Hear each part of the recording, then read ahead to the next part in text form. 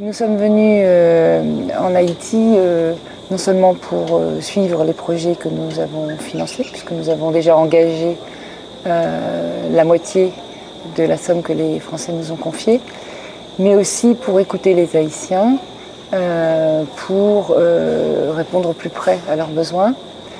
Et cette semaine, nous avons particulièrement été attentifs aux projets culturels, puisque au-delà des besoins primaires, dès le départ, nous avons entendu de la part des Haïtiens de la diaspora, mais aussi d'Haïtiens qui venaient en France témoigner à la suite du séisme, qu'il ne fallait pas oublier la dimension symbolique de la reconstruction.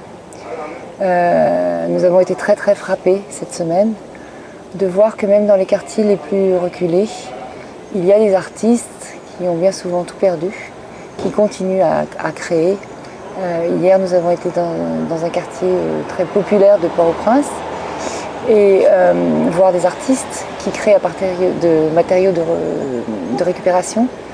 Et sur le mur, il était marqué en créole « Imagine que tu te réveilles et que la musique a disparu ». Je crois que cette phrase symbolise bien ce que ça veut dire que la culture en Haïti.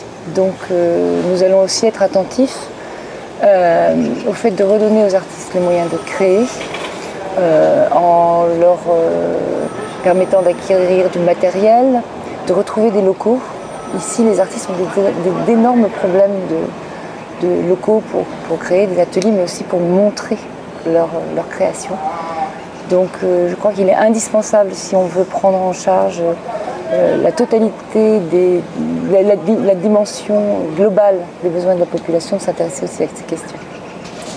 6 mois après le séisme en Haïti, on constate que l'aide internationale a permis la relance de la vie normale, que les effets positifs de l'aide se sentent beaucoup plus en province qu'à Port-au-Prince, parce qu'en province, il existe encore des structures institutionnelles, elles n'ont pas été touchées par le séisme, contrairement à Port-au-Prince.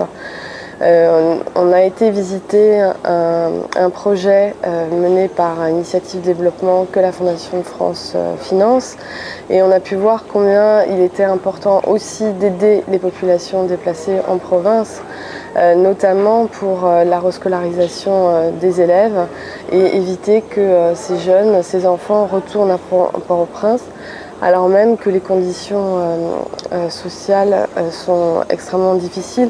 Beaucoup de gens vivent encore sous tente dans des conditions très précaires. On a pu constater que les Haïtiens, à l'échelle individuelle, investissaient beaucoup dans la scolarisation des enfants et dans l'éducation de façon plus large.